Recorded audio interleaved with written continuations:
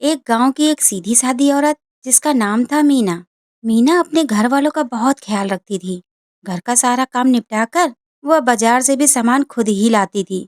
वह किसी से किसी प्रकार का बैर नहीं रखती थी और जहाँ जरूरत हो वहाँ हर किसी की मदद भी कर देती थी। उसकी अच्छाई से गांव के सभी लोग खुश रहते थे और उसकी बड़ी सराहना करते थे। एक दिन मीना अपने पड़ोसन से बात कर रही थी। बातों बातों में उसकी पड़ोसन ने कहा, मीना, तुम इतनी अच्छी हो, पर समझ लेना दुनिया इतनी अच्छी नहीं होती, जरा संभल कर रहना। तभी मीना मुस्कुराते हुए बोली, अच्छी बात है, दूसरों के साथ अच्छा करोगे तो अपने साथ अच्छा ही होगा। इस पर पड़ोसन फिर बोल पड़ी, तुम कितनी भोली हो। एक दिन मीना जंगल के रास्ते कहीं जा रही थी, लेकिन उसके साथ वहां एक अनहोनी हो गई। उसने ध्यान नहीं दिया और उसका पांव फिसला और वह एक गड्ढे में गिर गई। उस गड्ढे से कब वो एक खाई में चली गई उसे पता ही नहीं चला और उसकी मौत हो गई। पर उसकी कहानी यहीं खत्म नहीं हुई। भोली भाली मीना अब एक चुड़ैल बन चुकी थी, लेकिन उस चुड़ैल का दिल अब भी भोला भाला था। उसने अपने चारों तरफ देखा, बहुत अंधेरा था, ऊंची ऊंची पहाड़ियां थी और सामने हंसता हुआ एक बड़ा सा दानव। वह दानव बोला, अरे, एक नई चुड़ैल, आओ, क्या तुम मेरे पास रहोगी या पूरे जंगल में यूं ही घूमती रहोगी। मीना जो अब चुड़ैल बन चुकी थी, वह उस दानव को बड़े ध्यान से देख रही थी। यह कोई राक्षस है? तभी दानव ने कहा, सोच क्या रही हो, क्या तुम अपने आप को नहीं जानती? चुड़ैल को लगा ये मुझे डराने की कोशिश कर रहा है और वह बोली, नहीं, मुझे भूख लगी है। दानव बड़े जोरों से हंसने लगा और बोला, अगर भूख लगी है तो जाओ पास के गांव से किसी को उठा लाओ और हम मिलकर खाते हैं। इस पर चुड़ैल बोल पड़ी, नहीं नहीं, मैं किसी को नुकसान नहीं पहुंचाऊंगी, बस शांति से रहना चाहती हूँ। दानव फिर हंसा और बोला, अच्छा, बनी हो चुड़ैल और किसी को नुकसान नहीं पहुंचाओगी? इतनी सीधी सादी चुड़ैल कहाँ होती है? अच्छा, तो तुम खाओगी क्या? इस पर चुड़ैल बोल पड़ी, जंगल में लगे फलों को खा लूंगी, लेकिन किसी को नुकसान नहीं पहुंचाऊंगी। दानव बोला, ठीक है, मुझे क्या, जैसी तुम्हारी मर्जी। अब चुड़ैल जंगल में सारा दिन घूमती और वह फल वगैरह ही खाती रहती और कुछ फलों को अपने साथ ले आती, लेकिन उसका लाया हुआ खाना दानव चुपचाप खा जाता और उसे पता भी नहीं चलता। इस तरह चुड़ैल का लाया हुआ सारा खाना दानव खा जाया करता था। चुड़ैल समझ नहीं पा रही थी कि मेरा लाया खाना कहाँ चला जाता है, क्योंकि दानव तो अपना लाया हुआ मांस ही खाता है। पूछने पर कह देता, मैं तेरे फलों का क्या करूँगा, फलों से अच्छा तो मांस है, तू क्यों नहीं खाती? आखिर यही तो हमारा भोजन है और तू खाती है फल। चुड़ैल रोजाना देखती थी कि दानव पास के गांव से कभी किसी आदमी को और कभी किसी जानवर को मार कर लाता और बड़े मजे से खाता था। उसे देखकर चुड़ैल को बुरा लगता था, लेकिन वो कर भी क्या सकती थी, क्योंकि दानव इतना विशाल था कि चुड़ैल उसका कुछ बिगाड़ नहीं सकती थी। एक दिन फल की तलाश में चुड़ैल घूमते घूमते एक पेड़ के नीचे बैठ गई और बड़े ही उदास मन से बोलने लगी, भगवान ने मुझे चुड़ैल क्यों बनाया, और बनाया तो मन क्यों नहीं बदला? आखिर इसका क्या मतलब हो सकता है? भला मैं ऐसे कैसे रह सकती हूँ? मुझे मुक्ति क्यों नहीं मिली? अपनी जान में तो मैंने किसी का बुरा नहीं किया, फिर मेरे साथ ऐसा क्यों हुआ? ठीक उसी पेड़ के पीछे एक साधु बैठा था। उसने चुड़ैल की सारी बातें सुनी और पेड़ के पीछे से ही बोला, अपने सवालों का जवाब पाना है तो मेरे पास आओ। चुड़ैल ने इधर उधर देखा पर कोई नजर नहीं आया। ये आवाज कहाँ से आई? फिर चुड़ैल ने सोचा, मुझे लगता है आवाज पेड़ के पीछे से आई है, और वह पेड़ के पीछे पहुंच गई। साधु को सामने देखकर उसने पूछा, इतने घने जंगल में आप यहाँ क्या कर रहे हैं? साधु बोले, मैं वैसे ही हर जगह चला जाता हूँ। चुड़ैल बोली, आपको डर नहीं लगता? साधु बोले, नहीं, क्योंकि मरना तो सभी को है, कब मरना है, कहाँ मरना है, ये कोई नहीं जानता। क्या तुमने सोचा था कि तुम कब मरोगी और कैसे मरोगी और तुम चुड़ैल बन गई? लेकिन हाँ, चुड़ैल तो बनी हो, तुम्हारी आवाज जरूर भारी है, पर तुम आज भी भोली हो। और हाँ, हर किसी का कुछ न कुछ मकसद होता है, बस सभी को अपना मकसद ढूंढना होता है। तो फिर बताओ कि तुम क्या करना चाहती हो? चुड़ैल बोली, मुझे समझ में नहीं आ रहा है कि मैं चुड़ैल बनी ही क्यों और मेरा उद्देश्य क्या हो सकता है। लेकिन हाँ, जब से चुड़ैल बनी हूँ मैं देखती हूँ वह दानव हर दूसरे दिन किसी को मार कर लाता है और खाता है।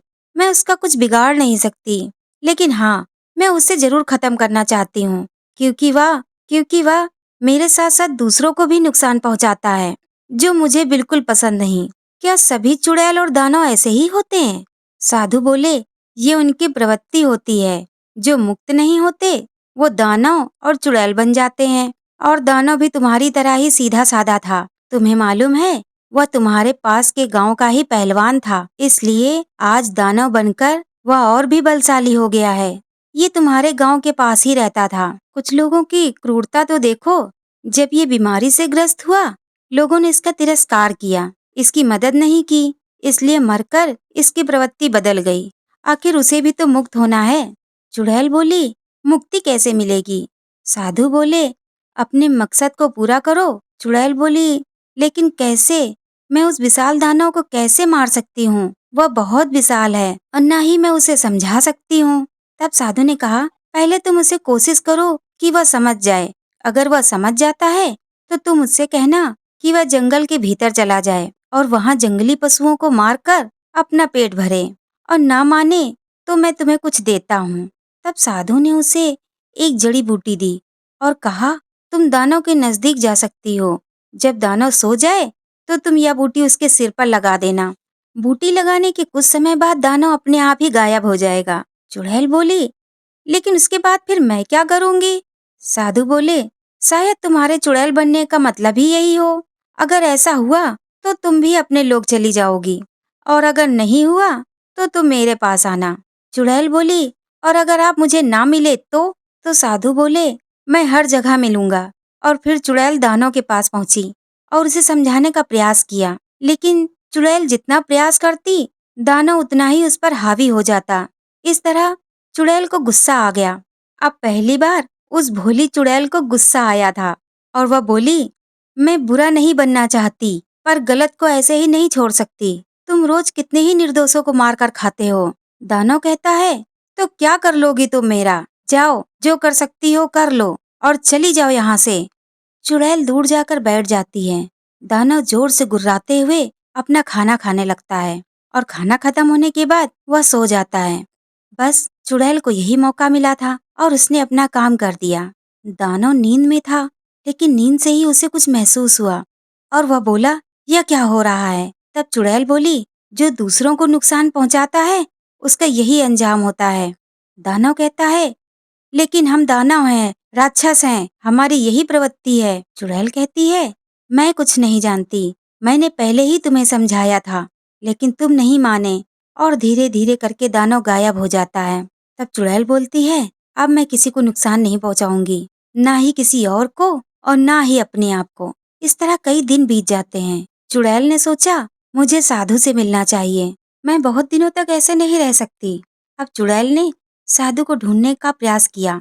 साधु मिले तो, लेकिन ये क्या? ये साधु है या दूसरा दानव? चुड़ैल तो चौंक गई। इसने भी मेरे भोलेपन का फायदा उठाया। लेकिन वह चुप रही और साधु से मिली और बोली, चलो अच्छा ही हुआ, वैसे भी वह दानव मुझे परेशान ही करता था। अब आपके साथ तो ऐसा नहीं होगा। साधु बने उस दानव ने कहा, हाँ हाँ, क्यों नहीं, क्योंकि अब तुम मेरे लिए गांव के लोगों को मारोगी और हमारा भोजन इकट्ठा करोगी, वरना वरना मैं तुम्हें खत्म कर दूंगा और तुम इससे भी भयानक चुड़ैल बन जाओगी। चुड़ैल अपने अंदर घबरा गई। उसे लगा, इस साधु बने दानव के पास जरूर कुछ शक्तियां हैं। अगर इसने सच में मुझे चुड़ैल बना दिया तो मैं कभी मुक्त नहीं हो पाऊंगी। इसलिए उसने हाँ कर दी। लेकिन अब चुड़ैल जान गई थी कि मेरे भोलेपन का लोग फायदा उठाकर और मुझे बेवकूफ बनाते हैं। इस तरह चुड़ैल ने फिर मौके की तलाश की और उसने सोचा, मैं इस दानव को भी खत्म कर दूंगी। अब तो बस उसे मौके की ही तलाश थी और उसे मौका मिला। जब साधु सो गया, चुड़ैल ने वही बूटी निकाली और उसके सिर पर लगा दी। अब साधु बना दानव समझ गया और वह तुरंत बोला, यह बूटी तुम्हें दोबारा कहाँ से मिली? कहाँ से लाई तुम? चुड़ैल बोली, मैं कहीं से नहीं लाई, वह दानव तो जल्दी ही गायब हो गया था और ये बूटी बच गई थी। मैंने उसे उठाकर रख ली, शायद शायद इसी दिन के लिए। और धीरे धीरे वह दानव भी खत्म हो गया। अब चुड़ैल ने सोचा, कुछ भी हो, ये बात तो बिल्कुल सही है कि इंसान का कुछ ना कुछ तो मकसद होता है। शायद मेरा मकसद शायद इन दोनों को खत्म करना था, वो भी बड़ी शांति से। यह कहकर वो हंसी और आखिरी उसके हाथ में जो बूटी बच गई थी उसे उसने अपने सिर पर लगा लिया और वह भी धीरे धीरे खत्म हो गई। इसलिए दोस्तों, अच्छा होना जरूरी है, लेकिन अच्छा होकर बेवकूफ बने रहना ये ठीक नहीं। ऐसी कहानियों के लिए हमें लाइक और सब्सक्राइब करें।